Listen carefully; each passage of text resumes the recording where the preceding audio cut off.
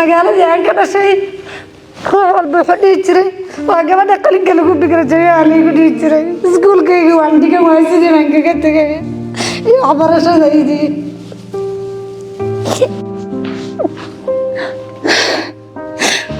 sideed bilood baa xukun la'aan laygu haystay habeen walbana lay garaaci jiray 11 bari marka aan bartii ku jiro lay garaacayay waxaa laygu soo tuuray anoo meydka aan waxba dhaamin saldhigga kurushinka oo dheer baa laygu soo tuuray walaashay sidoo kale ahayd iyaduna waa la garaacayay waxaan ahayn 7 gabdhood baan ahayn 7 gabdhood gabadh gabdhihii kamid ah way waalatay maskaxiyan bay waalatay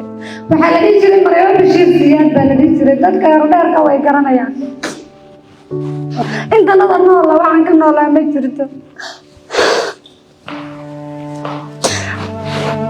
ruux kasta ayaa dheer maanta oo meesha fadhiya ama aan jiray ima xasuusto markaan hor istaago midabkayga oo dhan baa isbedelay sidii lagu shubay daraadeed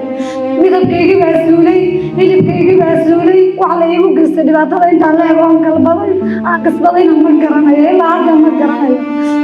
waxa uu dhibkaas igu qabsaday